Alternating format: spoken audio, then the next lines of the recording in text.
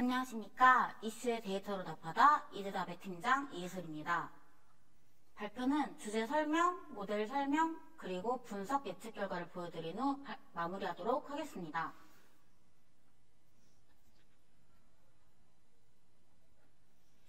이슈의 데이터로 답하다. 이번 이슈는 의료파업입니다. 올해 초 정부에서는 우리나라 의사수가 OECD 의사수 평균에 비해 적다는 이유로 의료 4대 정책을 내놓았습니다. 그중 하나인 의대 정원 증원 및 공공의대 설립에 대해 의사들은 현재 인구 감소율과 의사 증가율을 고려했을 때 의사수는 충분하다는 이유로 이를 반대하고 있습니다.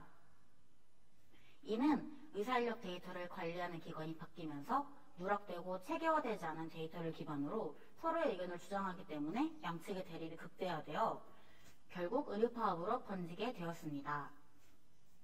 우리는 이러한 문제에 대해 세 가지 목표를 가지고 연구했습니다.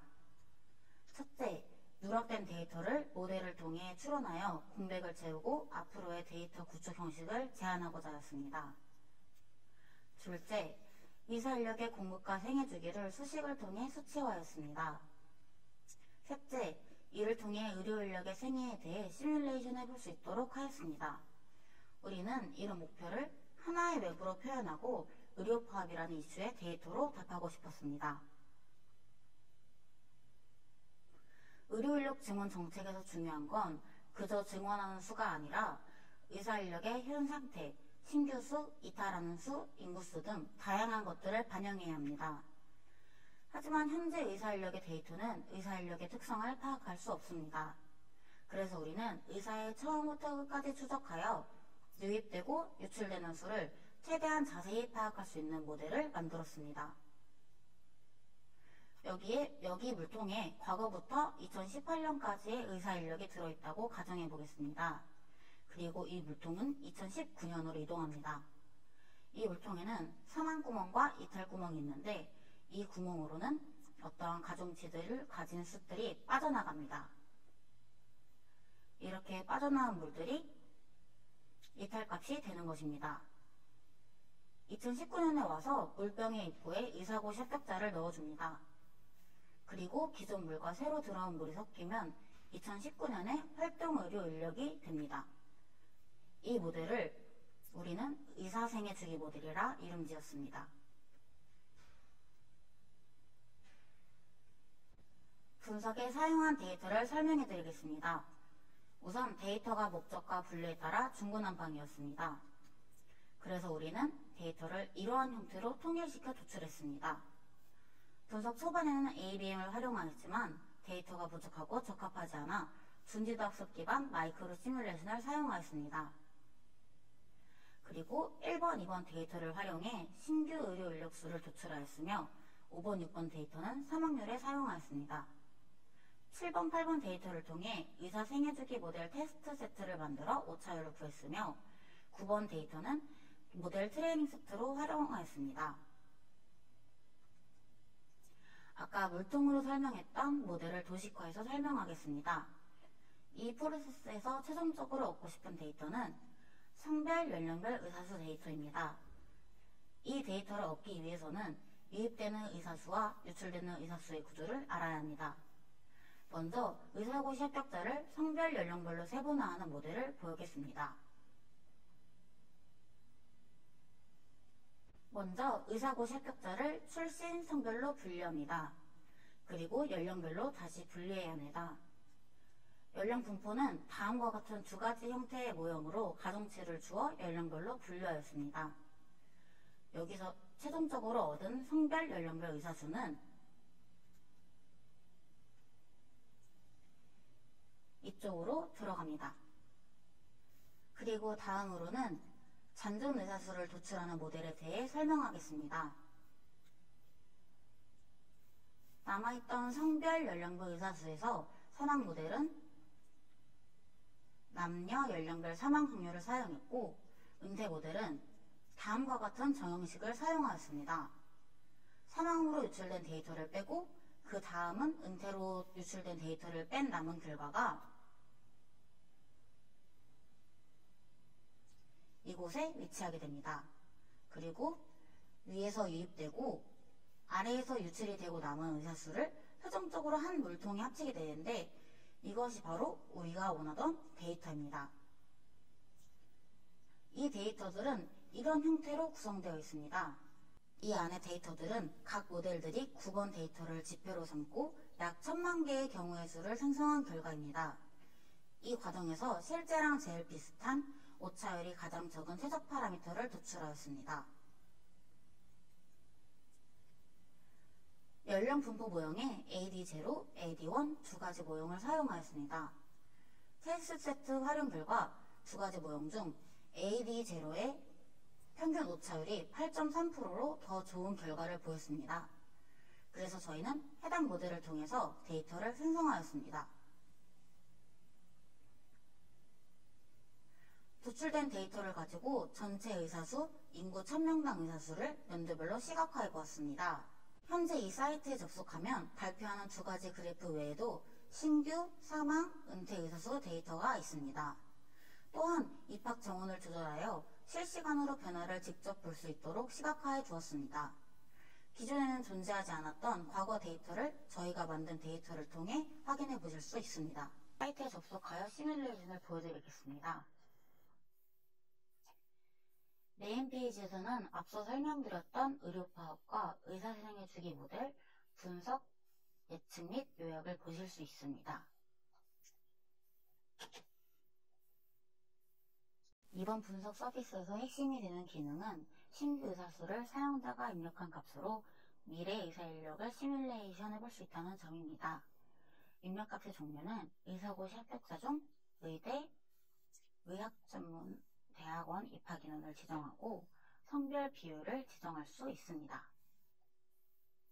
전체 의사수는 두 개의 그래프를 제공하는데 첫 번째 그래프는 연도별 성별 의사의 연령 분포를 볼 수 있는 그래프이고 두 번째 그래프는 1951년에서 2047년까지의 전체 성별 의사수를 선 그래프로 나타낸 것입니다. 이 그래프에서는 인구와 의사수의 증감을 한눈에 볼 수 있도록 시각화하였습니다.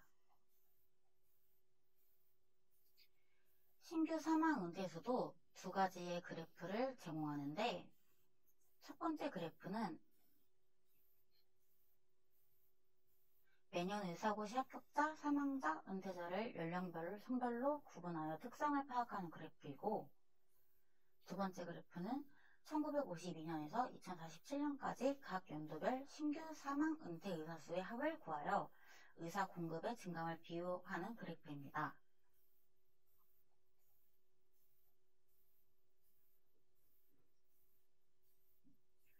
천명당 의사수도 1952년에서 2047년까지의 한국의 1000명당 의사수를 선으로 표현한 그래프에서 OECD 회원국의 1000명당 의사수를 추가하여 우리나라와 OECD 회원국의 상대적 의사수를 비교하였습니다. 이와 더불어 의사 1명당 연간 진료수 그래프를 통해 2010년에서 2047년까지 OECD와 우리나라의 의료 수요를 비교하였습니다. 그리고 모어 페이지에서는 자세한 연구 내용뿐만 아니라 연구 보고서도 다운받아 보실 수 있습니다. 마지막으로 데이터 섹션에서는 저희가 연구한 데이터를 보실 수 있습니다.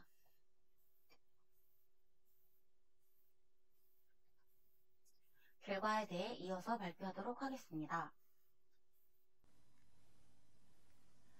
첫 번째로 1952년에서 2047년까지의 전체 의사수에 대한 그래프를 보여드리겠습니다.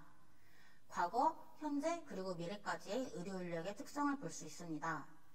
미래 그래프는 입학하는 학생의 특성이 현재와 같다고 설정하고 시뮬레이션한 결과입니다. 다음으로 OECD와 우리나라 인구 1000명당 의사수를 비교한 그래프를 설명하도록 하겠습니다. 우리나라는 과거로부터 현재까지 약 9.16배의 의사 인력이 증가해왔습니다. 하지만 현 상태를 유지한 채로 진행된다면 2046년에도 OECD와의 격차는 줄이지 못하고 2019년에 OECD 의사수도 따라잡지 못하게 됩니다. 다음으로 입학 정원 파라미터를 2배로 변경한 그래프를 보여드리겠습니다. 입력된 입학한 인원이 졸업하는 약 6년 후부터 그래프의 기울기가 가파르게 올라가는 것을 보고 수치가 반영되고 있음을 알 수 있습니다. 입학 정원 파라미터를 2배로 변경한 OECD 1000명당 비교 그래프에 대해 설명하겠습니다. 입학 정원이 3000명이었을 때는 따라잡지 못하는 수치인데 2배를 늘렸을 때 2038년이 돼야 2019년에 OECD 평균을 따라잡을 수 있다는 것을 확인할 수 있습니다. 또한 2047년이 돼서야 우리나라는 OECD의 평균을 따라잡을 수 있다는 것 또한 확인할 수 있습니다. 또한 의사 인력의 주장으로 볼 수 있는 의사 1명당 연간 진료수를 시각화해 보았을 때도 우리나라의 의사 1명당 연간 진료수는 약 8,000명으로 OECD의 평균보다 4배가 높습니다.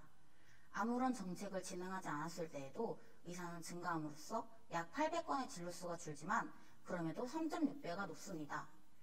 이때 입학 정원을 2배로 늘린다면 진료수가 약 3,000건이 줄어 OECD의 평균의 2.5배 많은 5,000건이 될 수 있습니다. 이러면서 의사 1명당 진료할 환자 수가 적어지며 의료 질 향상을 기대할 수 있습니다.